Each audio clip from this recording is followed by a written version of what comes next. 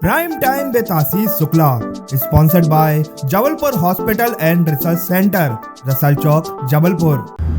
Yes Bharat prime time में आशीष शुक्ला में आज हम सूरज राजी से आपका रूबरू करा रहे हैं। साहित्य हो, कवि हो, गजल हो, इसमें सूरज राजी ने अपनी एक अलग मुकाम पाया और जीवन के अनेक मोड़ों के बाद जो उनके अंदर का साहित्य कवि था वो जब बाहर आया तो लोग उनके मुरीद हो गए। सूरज राजी, मैं आपका यश भारत में स्वागत करता हूँ। आशीष भाई, आपका भी बहुत बहुत धन्यवाद और यश भारत प्राइम को मैं धन्यवाद देता हूँ मुझे बुलाने के लिए। बात ऐसे उठी आपको बुलाने की कि साहित्य जो जबलपुर अपना हरिशंकर प्रसाद, सुभद्रा कुमारी चौहान, इनका शहर है और बहुत सारे साहित्यकारों का नाम ले सकते हैं, उसमें बहुत टाइम लग जाएगा। हाँ, वो तो कहते थे कि यहाँ पे अगर पत्थर मारो तो या तो साहित्यकार को लगेगा या किसी गुंडे को लगेगा। साहित्यकारों की नगरी है, संस्कारधानी नाम भी है। वर्तमान दौर में हम जब कवि गजल की जो हमने बचपन में होश संभाला था तो हम कभी देखते थे शहीद स्मारक में भोले गिसरे ईद हो रहा है तो फुहारे का कवि सम्मेलन लोकप्रिय था, फिर होली का कवि सम्मेलन लोकप्रिय, धीरे धीरे चीज़ें विलुप्त होती दिखी और इसमें बहुत कुछ। पर उस दौर में टीवी को दोषी ठहराया। अब टीवी भी लोगों के दिमाग से चली गई तो मोबाइल में पूरी दुनिया हाथ में आई है और अब एक एआई ने नया कदम मैंने क्रांति लाई, क्रांति हो गई। ऐसे में साहित्यकार और कवि और आप लोग जो हैं उसमें हम भी शामिल हैं, पत्रकार लोग भी, कि हम लोग पहले एक खबर लिखने के लिए बहुत परेशान होते थे, कहाँ से शुरू करें, क्या करें। आजकल के नए लड़कों को हम कुछ खबर बनाने बोलते हैं, 2 मिनट में यही में डाल के ले आते हैं, वो पकड़ भी जाती है। तो इससे अब साहित्य को, तो मेरा जो मानना है साहित्य में आप एआई लाख आगे बढ़ जाए लेकिन जो अंदर का दिल का साहित्य है वो सवाल ही निकले, सवाल ही नहीं उठता वो तो आप साहित्य को आज किस नजरों से देख रहे हैं? आपने जबलपुर के हो, आपने होश संभालते साहित्यकारों को देखा है, आज कवि गजल को कहाँ पाते हैं आप? आशीष भाई, मैं सच बताऊं कि मैं आज भी इस बात को खुले तौर पे कह रहा हूँ, खुले मंच पे कह रहा हूँ कि मुझे आज भी कायदे कानून नहीं मालूम लिखने के। ये कोई स्वीकार नहीं करेगा, लेकिन जो है तो है। नहीं तो किशोर कुमार से हाँ, कायदे कानून, लेकिन उसके बावजूद भी मतलब पूरे देश में प्यार करना, पूरी दुनिया में लोग अगर प्यार कर रहे हैं तो इसे मतलब ये समझ लो कि आपके जैसे भाइयों की मोहब्बत के कारण है। सच बात ये है। नहीं, लेकिन आपका जो बोलने का लहजा या कविता पढ़ने का, गाने भी आप कभी कभी अच्छा गा लेते हैं, ये तो आपके अंदर का, तब आपके मुरीद हैं। ये सब ऊपर वाले मुरीद आदमी तभी होता है जब आप में कुछ होता है। मैं अपनी कविता के बारे में बताऊं आशीष भाई कि जैसा मैं एक बात बता दूं कि मेरा अध्ययन शून्य है, जबकि बिल्कुल सच बात है। मैं थिएटर का व्यक्ति हूं। मैं थिएटर में बच्चों को एक बात बोलता था कि अगर सृजन करना है तो अध्ययन जरूरी है, जो कि मैं बिल्कुल भी नहीं करता। और मैं यही कहता था कि मेरे जैसे, तो आपने पकड़ी ना अपनी कमी, वो समझा और उसको आपने बोला। लेकिन उसका कारण एक और भी है कि मुझसे जो भी लिखा जाता है वो मतलब मैं कोई शक्ति लिखवाती है आशीष।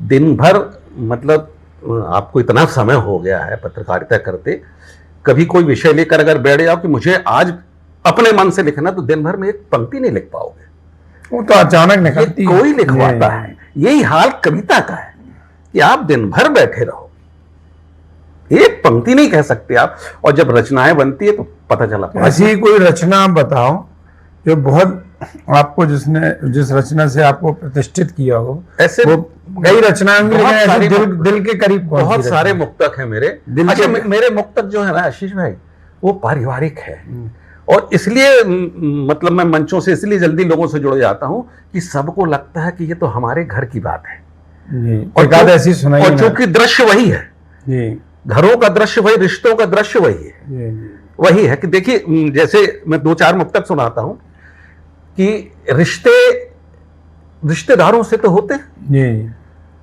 और आज का समय देखें कि रिश्तेदार मिलते कैसे हैं। 4 पंक्ति देखें कि जिक्र से मेरे भरे अखबार पैदा हो गए, जिक्र से मेरे भरे अखबार पैदा हो गए, एक भी दुश्मन नहीं सब यार पैदा हो गए। और कब्र में मेरे बच्चे ने जब गुल्लक रखी तो सैकड़ों मेरे भी रिश्तेदार पैदा हो गए। ये रिश्तेदारी का म्यार है कि पैसा दिखा, भले वो बच्चे की गुल्लक में हो। आपको बहुत सारे लोग अपना बताने लगेंगे। लेकिन सच बात यह है कि रिश्तेदारों की सच्चाई क्या है कि आने से रोकती वो सलाखें नहीं हुई। अगर किसी के पास से आने का हमारा मन नहीं करता है तो इसका मतलब है कि उसके प्रेम की सलाखें हमें कैद कर रही हैं। लेकिन अब ऐसा है ही नहीं कि आने से रोकती वो सलाखें नहीं हुई, उल्फत के किसी पेड़ में शाखें नहीं हुई, और रुखसत के वक्त 10 में से 9 रिश्ते टूटते, अच्छा हुआ कि पीठ में आंखें नहीं हुई। वाह वाह। हम अगर सच में पीठ से देख पाते आशीष भाई तो 100 में से 99 रिश्ते हमारे सामने नंगे होते। लेकिन इसका एक कड़वा सच ये भी है कि हम भी सैकड़ों के सामने नंगे होते। वाह वाह वाह। जो सच है तो सच है, क्योंकि हमको ईश्वर ने कोई लक्ष्य तो नहीं बनाया, हम भी तो वही समाज के हैं, हम भी वही नाटक करते जो दूसरे हमारे साथ करते हैं।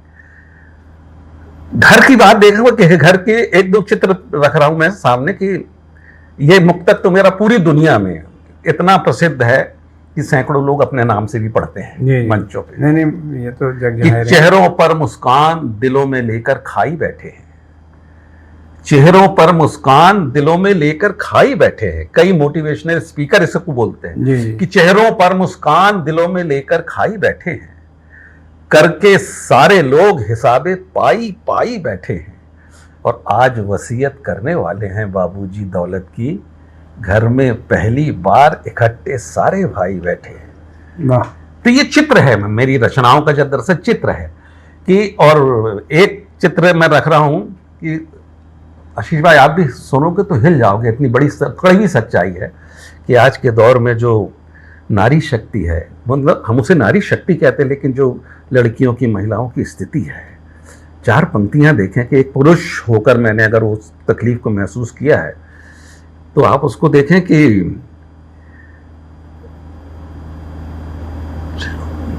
मैं 1 मिनट में बता रहा हूं उसको कि लार की गर्म सलाखें निकालती है मां।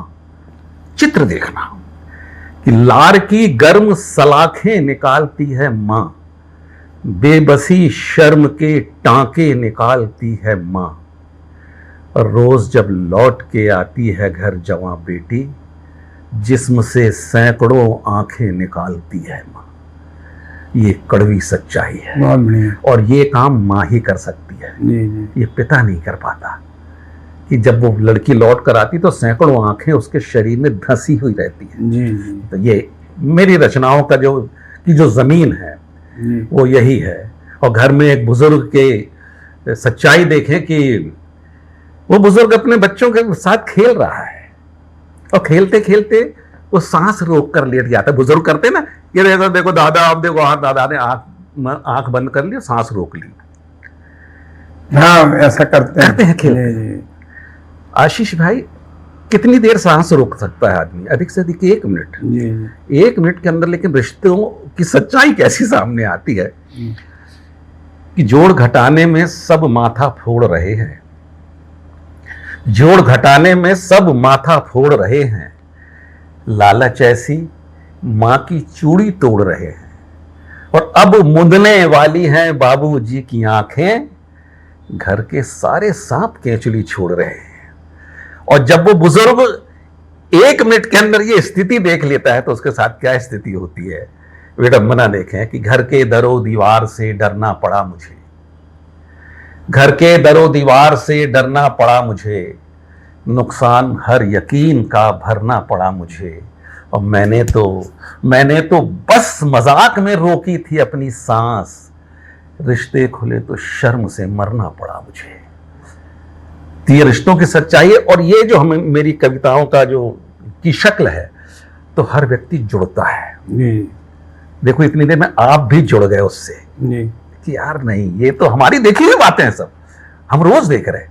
तो लेकिन आजकल कविता की शक्ल जो है वो दरअसल कहते हैं कि कोई भी विधा जब अर्थ से जुड़ जाती है तो उसमें अनर्थ होना शुरू हो जाता है। आज वही, लेकिन सच्चाई ये भी है कि बिना अर्थ के मनुष्य का जीवन नहीं, बेशक, लेकिन जब अर्थ ही आपका बेस हो जाए, अर्थ बेस नहीं, जरूरत होना, अर्थ ही बेस हो जाए आपका, अच्छा, लोग बागों को बड़ी शिकायत की आजकल कवि सम्मेलनों में कविताएं नहीं है, सिर्फ चुटकुले उठ गए ये सब। अरे आप सुन भी तो वही रहे हो ना। जी, अब जो चाह रहे वो सुना रहा कवि। आप जो सुन रहे हैं आप विरोध करो ना, अगर आपको कविता सुनना है, लेकिन आप कविता नहीं सुनना चाहते। मुझे एक बहुत छोटी सी घटना याद आती है कि एक अधिवेशन था, हमारे कवि कुल के एक बहुत बुजुर्ग कवि है शिव ओम अंबर जी, कभी मतलब उनको सुना, नाम सुना होगा, बहुत भले आदमी हैं। उनका उद्बोधन चल रहा था तो उन्होंने कहा एक बात कि एक हमारा समय था कि हमें मंच में चढ़ने पे डर लगता था कि हम कैसे मंच पर चढ़े, हमारे पास तो कविता ही नहीं है। आज का ये समय है कि हमें मंच पे चढ़ने में डर लगता है कि हम मंच पर कैसे चढ़े, हमारे पास तो कविता है। ये पीड़ा देखो एक बुजुर्ग कवि की, कितना बदलाव आया है कि पहले आपको कविता होती थी तो मंच पे चढ़ने दिया जाता आज था, कविता है तो आज नहीं चढ़ने। कविता है तो आप मंच पे चढ़ने के अधिकारी नहीं है। इसमें आप भविष्य क्या देखते हैं इसका? अब कुछ तो पॉजिटिव सोचना ही पड़ेगा, जी, घूम फिर के कहीं ना कहीं वो स्थिति आएगी। देखिए मैं आपको एक बात बताऊं, ये सब दौर चल रहा है एआई का और इसका, लेकिन आजकल बहुत सारे लोग हैं अपने ऊपर सर भी बैठे हैं अपने साथ, किताबें लिखने का दौर चल रहा है। ये अपन कैसे माने कि भविष्य गड़बड़ है? नहीं नहीं, बिल्कुल नहीं। और मैं एक बात और नहीं, बताऊं, मैं अभी कई ऐसे लोग हैं जिनसे मैं मिलता हूँ और अपनी अपनी विधा में वो महारत, मैं अधिकांश नतीज में जाता आता हूँ, मिलता हूँ, अधिकांश लोग बोलते हैं हम किताब लिख रहे हैं, तुम पढ़ना हमारी किताब। हाँ, अधिकांश लोग अपनी किताब लिख रहे हैं, जो लोग लिख नहीं पा रहे हैं वो अपनी तरफ से अपनी बातें लिखवाना चाहते हैं, बिल्कुल वो चाहते हैं कि दुनिया पढ़े हम क्या लिखें। बिल्कुल सच बात। ये एआई के दौर में किताबों का चलन बंद नहीं हुआ है। बिल्कुल सच। आप देखिए मेरे ख्याल से जबलपुर में हर साल मेरे ख्याल से किताब विमोचन समारोह सबसे ज्यादा होता है। बिल्कुल होता है। अखबारों के पन्ने में भले ही कम आए, बिल्कुल मेरे को तो मिलती तो मैं तो छापता हूँ पेपर में। बिल्कुल बिल्कुल। फिर उसके किताबों का जो निचोड़ निकलता है मैं वो भी छापता हूँ जो मुझे दे देते हैं। बिल्कुल बिल्कुल। लेकिन आप जबलपुर में देखेंगे किताबें लिखने का चलन खत्म नहीं हुआ, हाँ, तेज हो गया। हाँ हाँ, बिल्कुल सच बात है। और उसमें पत्रकारों की भूमिका भी महत्वपूर्ण होती हाँ, है। बिल्कुल सच बात है।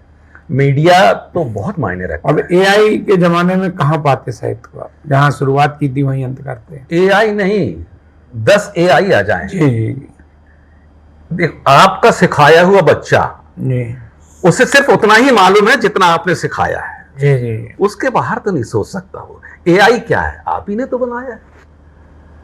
तो अपन सूरज भी आज एक बात तय करेंगे, अब अपन 15 दिन में एक बार मिला करेंगे और आप Done. कविता सुनाएंगे। डन, और अपन ये भारत प्राइम टाइम में हर 15 दिन पक्का में देंगे। पक्का। क्या रहेगा, उससे पेपर भी हमारा लोग नहीं, नहीं, पढ़ेंगे बिल्कुल, ये बात- और आपको भी लोग समझेंगे नई पीढ़ी के सूरज राय क्या है। नहीं, मैं बताऊं, एक बहुत अच्छी बात बताऊं कि आज के बच्चे जो इंग्लिश मीडियम के हैं, आशीष भाई, जी जी मैं जब उनको पढ़ता हूं सोशल मीडिया पे तो मुझे हैरत के साथ सुख मिलता है, जी जी क्योंकि मैं शायद उस फितरत का व्यक्ति हूं कि कोई अच्छा कहता है तो मुझे अच्छा लगता है। जी जी जो अच्छा है तो अच्छा कहना पड़ेगा जी। आपको।